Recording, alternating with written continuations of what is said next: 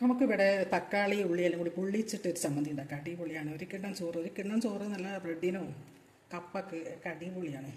നല്ല ടേസ്റ്റ്. നിങ്ങൾ എന്തായാലും ഉണ്ടാക്കിയപ്പോൾ എങ്ങനെ ഉണ്ടാക്കണേ നമുക്ക് നോക്കാം. ഇതിനാവശ്യമുള്ളതാണ് തക്കാളി, കുഞ്ഞുള്ളി, ചുവന്നമുളക്, പുളി ചെറിയ കഷ്ണം, വെളുത്തുള്ളി, കറിവേപ്പില. ഇനി ഇതൊന്ന് ചൂടാക്കണം. അതിന് വെളിച്ചെണ്ണ തന്നെ ഒഴിക്കണം, എന്നാലും അതിൻ്റെ ഇത് കിട്ടണം. വെളിച്ചെണ്ണ ഒഴിച്ചിട്ട് ഈ തക്കാളി ഒന്ന് നമുക്ക് ചുട്ടെടുക്കാം. തീ കുറച്ചെടുക്കണം. വെള്ളം ഉണ്ടായിരുന്നു. തക്കാളിയിലെ വെള്ളം ഉണ്ടാവും. അതൊക്കെ ഫ്രിഡ്ജിൽ വെച്ച് തക്കാളി 3 ചെറിയ തക്കാളിയാണ്. അതൊന്ന് ചുട്ടെടുക്കാൻ തക്കാളി ചുപ്പാണ് എടുക്കേണ്ടത്. കടുപ്പിൽ ചൂടാൻ പറ്റില്ലല്ലോ, വെള്ളമല്ലോ. വെളുത്തുള്ളി 3 കുഞ്ഞുള്ളി ഒന്ന് ചൂടാക്കാം. കുറച്ചിട്ട്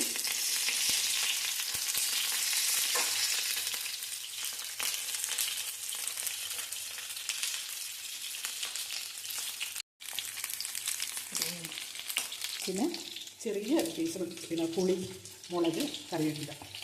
ഇത് വെന്തതിന് ശേഷം നല്ലോണം ഒന്ന് 2 സൈഡ് നല്ലോണം ഒന്ന് നെരിഞ്ഞ് നമ്മൾ പിന്നെ മീൻ ചിക്കനൊക്കെ പൊരിക്കുമ്പോൾ ഒന്ന് 2 സൈഡിലോട്ട് നെരിച്ചെടുക്കുള്ളൂ. അതുപോലെ നല്ലോണം ഒന്ന് നെരിഞ്ഞ് വന്നതിന് ശേഷം നല്ലോണം വെന്തതിന് ശേഷം നല്ലോണം നെരിഞ്ഞ് വരണം. ഈ വെളിച്ചെണ്ണയൊക്കെ ഇട്ടിട്ട് പതുക്കെ തീ കുറച്ച് വെക്കാൻ പറ്റുള്ളൂ. കൂട്ടുന്നത് അപ്പോൾ അത് കരിഞ്ഞ് വരണം. എന്നിട്ട് പിന്നെ എനിക്ക് പിന്നെ ഉരുളിൻ്റെ അകത്ത് കുക്കറിലില്ലേ നമ്മൾ ഇഞ്ചി വെളുത്തിലേക്ക് കിട്ടില്ല, അതിൻ്റെ അകത്ത് പൊടിച്ചെടുക്കുക. ചൂടോർക്ക് തന്നെ പൊടിച്ചെടുക്കുക. അല്ലെങ്കിൽ അമ്മി ഉണ്ടെങ്കിൽ അമ്മി കിട്ടും. അപ്പോൾ അമ്മി ഉണ്ടാകുന്ന ഇത് പ്രയാസമാണല്ലോ. അപ്പോൾ അമ്മി ഉണ്ടെങ്കിൽ അമ്മിയിൽ ഒന്ന് കുത്തിയെടുത്താൽ മതി. എൻ്റെ അടുത്ത് 2 ഗ്യാസോട് ഞാൻ ചൂട് തണിഞ്ഞതിന് ശേഷം മിക്സിയിലാണ് ഒന്ന് ഇതാക്കുന്നത്. മിക്സിയിൽ കൂടുതൽ ചൂടോടുക്കിടാൻ പറ്റുന്നില്ല.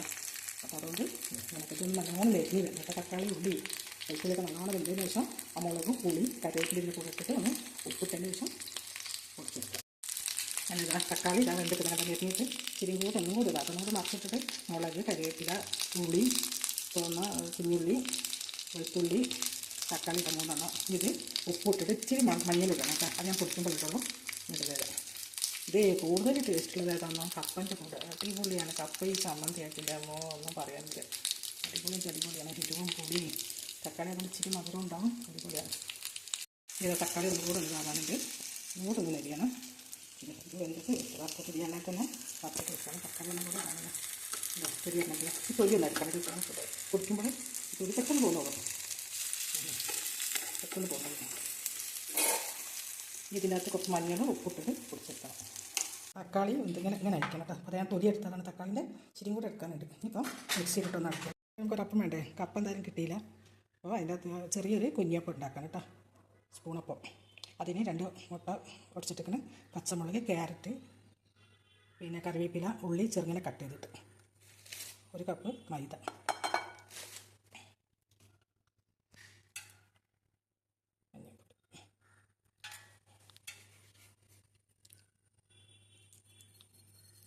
ഉപ്പ് ഇച്ചിരി കുറച്ചതി.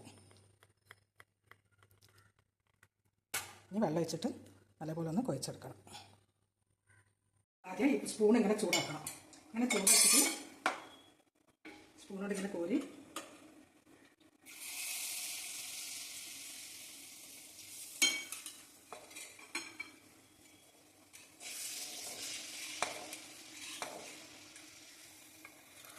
ഇങ്ങനെ മച്ചിടാം. പൊടിയിടുന്നൊക്കെ നല്ല സോഫ്റ്റ് അപ്പാണ്. പച്ചക്കറി എല്ലാ തരം നമുക്ക് ഏതൊക്കെ പച്ചക്കറി ഇതിലേക്ക് വേണമെന്ന് വെച്ചാൽ അതൊക്കെ ഇടാം. നല്ല സോഫ്റ്റാണ്. തക്കാളി ചമ്മന്തി, കുഞ്ഞപ്പം,